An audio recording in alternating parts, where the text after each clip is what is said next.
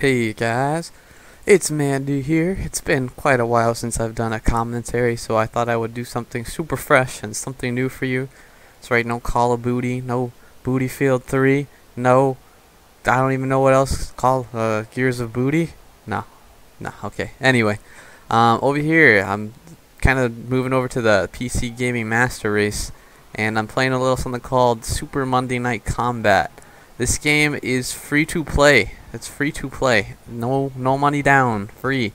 And it is amazingly well done in my opinion. So I recommend you pick it up. You get it on Steam, or you go to Uber, like German word for super, ent, like the first three letters of entertainment, dot, I think it's net? .com. And you can go ahead and download it for free, either that or Steam. So I'm just going to kind of give you a walkthrough through the game. Got the character select over here. I'm playing the character called the Gunslinger. Pretty much a long-range pro. And for the characters in this game, they're called pros. They're pros, not a character. Just, you know, getting through all the formalities here because there's a lot of name stuff. Over here I'm just checking the menu. There's actually this little action menu that I learned about. Pretty much you can check people's endorsements, and you can kind of think about endorsements like perks. You get 3 of them in this game, and each one of them gives you kind of a little boost in some field or another. Now, the thing that really sets this apart from a lot of other third-person shooters is that it's a third-person shooter MOBA. I don't really know what that means. Something massive online battle arena, I think. You can correct me if I'm wrong, because I know I am. But essentially what happens is in the game you get these little bots, and you'll see them later on in the match. And over here you see a turret. Turrets are important too. Your objective is to push bots past those turrets, but the thing is only bots could bring down the shields on them, which is that little glowy stuff. And after they are down, keep pushing your bots forward, and then there's the objective, which I walked by in the beginning of this thing, which is the money ball. So the objective is push your bots to the opponent money ball and destroy it. And I don't know how much of this you're going to be able to hear, but the commentators in this game are absolutely hilarious. Like, even when I'm having a horrible game, I don't get frustrated as I would in other games, just because the commentators keep things really lighthearted. And over there, you can see if you walk into a turret, you get lit up. So I'm going to try and mix it in here. This is a commentary where I'm going to try and tell you about the game while also talking about what's going on. So I might change subject rapidly, so I do recommend that if you are trying to learn about this game, you pay decent attention. But one of the tips for beginners here is there's 5 different kinds of classes, and I'll go into this after the video, but the one I'm playing right now is called a sharpshooter class. And essentially, in the back lines, I headshot people and finish people. And yeah, that's kind of the role of the game. There's also defenders, which are the healy people. Like you'll see Combat Girl in the left lane over there, healing away. Well, you don't just heal, but one of the primary tasks that they have. They also have enforcers, which are close range pros, which could take a lot more damage than, say, me. And there's commandos, which are kind of up and in your face pros, generally melee ones.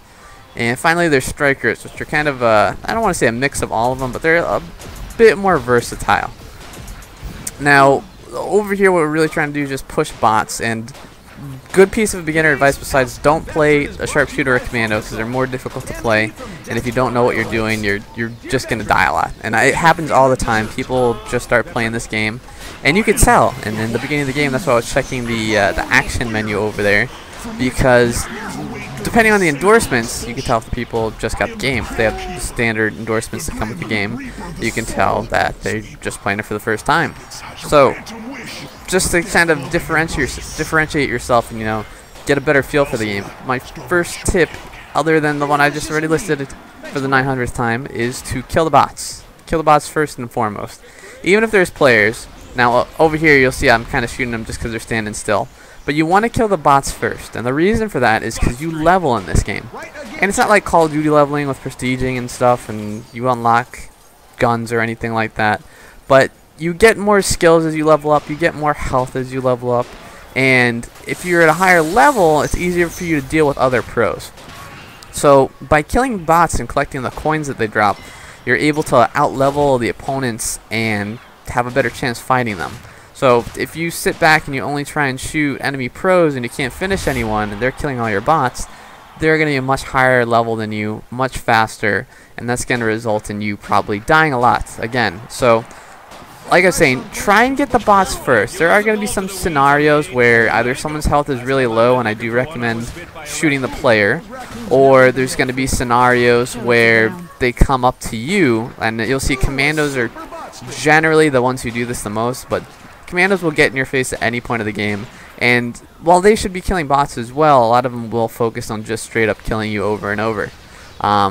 Now, one of my tips that I'm going to give you right here that I'm kind of not paying attention to, but you can see I moved back over here, is to stay near your teammates and stay near your turrets. And the reason I say that is because if you're all by yourself and a commando comes and jumps up on you and starts grappling you, and we'll talk about that, you're going to die very quickly. So if I'm by myself, I try and get with another pro on my team, or I'll try and get near a turret, because that'll give me some defense if anyone does catch me by surprise. And then if someone catches whoever you're with by surprise, you'll probably get a free kill because they'll be so focused on the other person. So I highly recommend always stay near your friendly pros, always stay near your turrets, one or the other. Sometimes you will catch yourself in an awkward situation where you're in a gunfight and you kind of aren't paying attention to the scenario, and you'll die. And over here, going for a grapple. One of the cool things about this game is you actually play it on a 360 controller, and some people just don't get the feel for a keyboard and mouse. Even me, aiming with a keyboard and mouse is a little bit more difficult for me than a controller. And I only say that because it's harder for me to replicate the same hand position every time I play.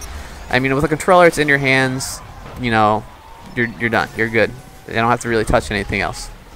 Now, over here, this little skull thing, it pops up in the middle of the match. It's called the Annihilator. And it's extremely important to get the Annihilator. And over here I'm taunting, because if you kill someone, you taunt them right after, you get extra money, which you could buy stuff with.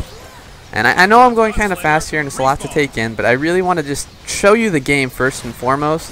But it's not too hard to pick up the game and learn the controls. It's a matter of the real paying attention behind it, because you can't just walk in there and try and Call of Duty free for all this. It won't work. You'll die out. You'll get frustrated. So I really want to give you the behind the scenes on the game. But that Annihilator thing I got earlier was really important, because what it does is it costs $1,000, and like I said, you get bucks from killing people. And when you do it, what it does a huge amount of damage to all the pros on the opposing team. And in addition to that, it kills all of their bots. And that's really important, because you're always wanting to push your bots up. Like over here, I'm standing near my bots. I'm trying to move them forward from our opposing pros so we can win the game. And if you are going to be the kind who just kind of sits back there and does nothing when the Annihilator comes up, you're giving your opponent team a really easy way to change the tide of the game. You could be way ahead on bots and the opposing team gets the Annihilator, and you're not even on square 1, you're on square -10. So, I mean, if your team's going for it, which they always should be, just help out as best as you can. There will be times when you just get stomped and there's not much you can do, or you'll see that the supports have turrets. There's the combat kitties, which you'll see next to me, and the support turret that I was just shooting at over there. And those kind of function like mini turrets, so when you walk near them, they're going to start shooting you, and if you stand next to them too long, they're going to do a huge amount of damage. So I do wind up in situations where it's very difficult or impossible to get to the Annihilator, because there's nothing but turrets up there, and I'm the only person up there, and no one's coming to help me, and the other team already has 5 people. But it's still really important to go for it. And I mean, that's the vast majority of the game. As for the basics, I mean, you got skills, left, middle, right, and then you have when you press B button over there, you'll see that I get skill ups, and pretty much the skill ups will give you different things. You can do offense, you can do defense, and then you use one for each one of your skills. And so if you read the descriptions on them, it'll tell you what your skill does, what the upgrade for it does, and you can pretty much go through different orders. And on the bottom, you'll see I got the juice bar, left control, and essentially there's little juice boxes that you could find around on the floor, as well as when you kill people you get juice, when you kill enough bots you get juice. And pretty much what it does is when you pop it, 1, it breaks grapples, which is really useful. 2, it makes you do a lot more damage, and also makes you move a little faster and regenerate health. I think it speeds up your cooldown regeneration as well. So it's a really nice thing to have, just because it enables you to either escape from a tricky situation or do a crazy large amount of damage. Now over here you can see we've already pushed our bots all the way up to our enemy spawns. We have the shields on their turrets down, and so we're really trying to get that money ball. Over here I'm getting some dome as well. Now the taunting is pretty much you press the H button. That just lets you do that little animation, and you can also buy really cool ones. Because like I was saying, even though it's a free-to-play game, you don't need to buy anything. There's really no benefit to buying anything. It'll only speed things up. So like, you can buy pros. They have a free rotation. You get 5 pros at once. And then if you want any additional ones, you can either buy them with the in-game currency, or you can pay outright for them if you don't feel like grinding that out. So it's a really nice system, and the fact that you don't have to pay to be good at the game or to be on an even playing field. Really all of the things that you could purchase, they're just cosmetic upgrades. So no OP-ness to the people with the money, which is really cool. And I mean, if you do feel like grinding out everything, like I just bought the pros.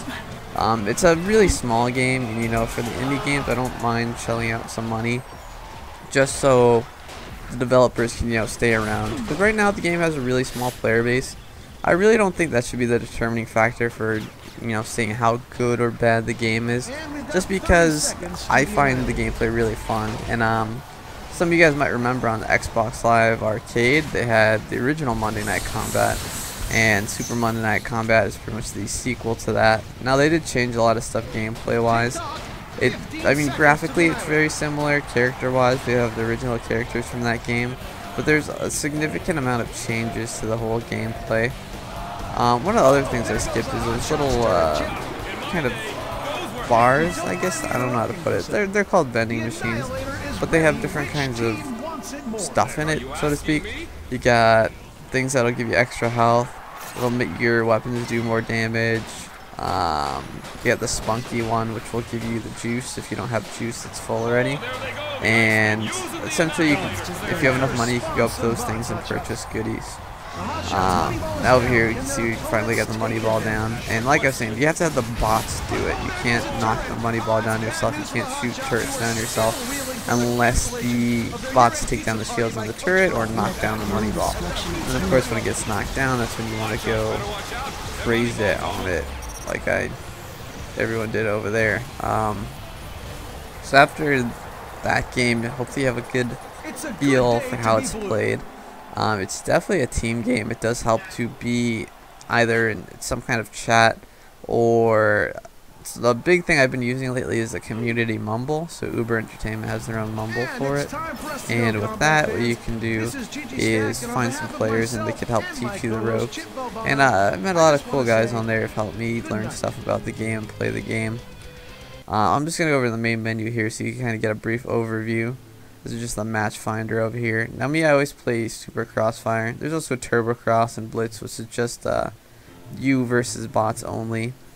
Over here I'm just looking through endorsements, and they're not quite the same as products. I mean, and I don't want to call them perks, but essentially you get little add-ons for it. And the best way to do it is really to stack one stat, as opposed to over here, like you see there's a bunch of little stats. You really won't get a noticeable difference if you use little ones, but when you start off you don't have very many, so you'll just probably pick one at a time.